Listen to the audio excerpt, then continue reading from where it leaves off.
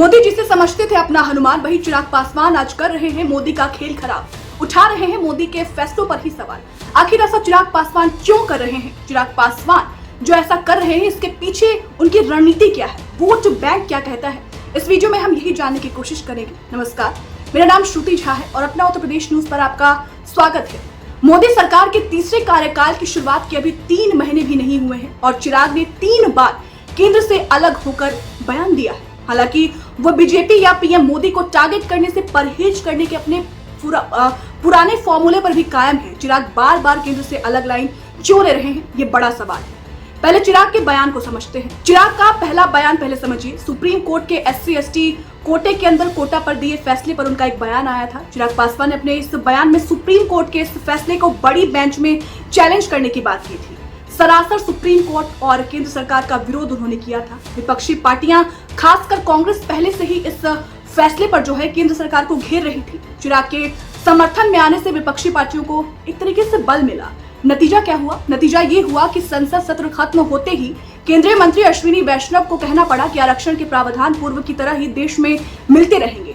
चिराग पासवान का दूसरा बयान भी हाल ही में आया है। आपको याद होगा, चिराग के इस बयान से भी बीजेपी असहज महसूस करने लगी।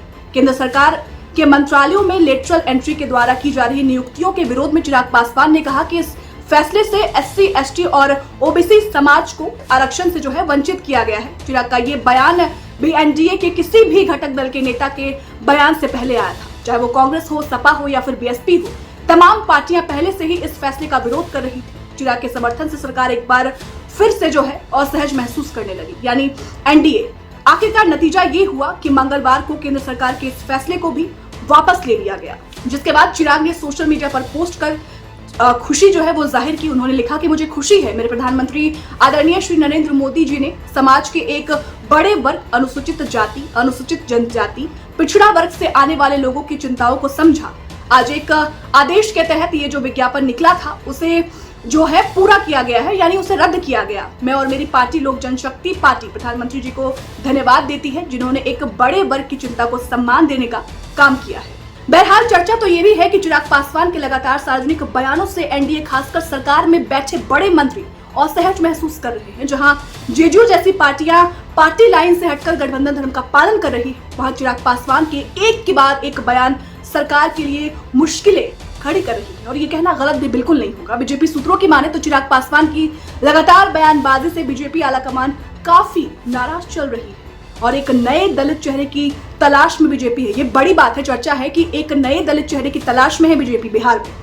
अच्छा, आप याद करिए, जब बिहार में 2020 का विधानसभा चुनाव हुआ था, तब चिराग ने गठबंधन में रहते हुए, जब वो गठबंधन में थे, रहते हुए उन्होंने बिहार चुनाव के समय नीतीश कुमार की पार्टी जेडीयू के खिलाफ उम्मीदवार उतारे थे। आपको याद होगा विधानसभा चुनाव में, लेकिन बीजेपी उम्मीदवार का समर्थन किया था उन्होंने, उसके अगेंस्ट, जेडीयू के अगेंस्ट खड़े किए थे, लेकिन उनका जो समर्थन था वो बीजेपी को था। चिराग ने बीजेपी और उसके नेताओं को लेकर कुछ भी बोलने से तब भी परहेज किया था जब नीतीश कुमार की इज्जत की वजह से उनकी पार्टी घोषित तरीके से गठबंधन से बाहर कर दी गई थी।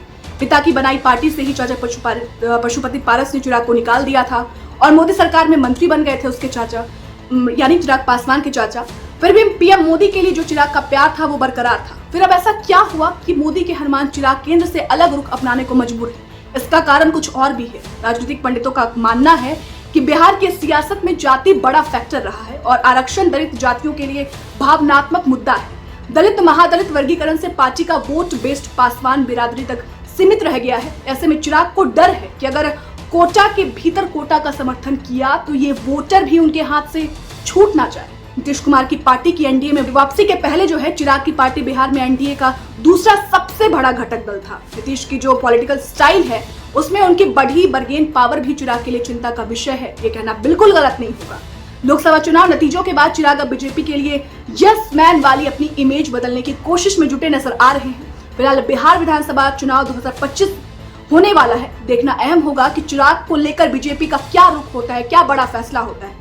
जो चर्चा जोरों पर है कि बीजेपी बिहार में चिराग के बदले कोई और दलित चेहरा ढूंढ रही है, क्या ऐसा होगा या फिर खुद को पीएम मोदी का हनुमान कहने वाले चिराग आगे भी बीजेपी के साथ होंगे? फिलहाल ये राजनीति है और राजनीति में कब क्या हो जाए, कब हनुमान अपने राम से दूर हो जाए और कब हनुमान, जो चिराग पासवान खुद को पीएम मोदी का हनुमान कहते हैं, वो दोस्ती बरकरार रहे आगे भी, ये भी देखने वाली बात होगी। फिलहाल इस पूरी खबर पर आपकी क्या राय है, हमें कमेंट सेक्शन में जरूर बताएं और ऐसी तमाम खबरों के लिए आप देखते रहें आपका अपना चैनल उत्तर प्रदेश न्यूज। शुक्रिया।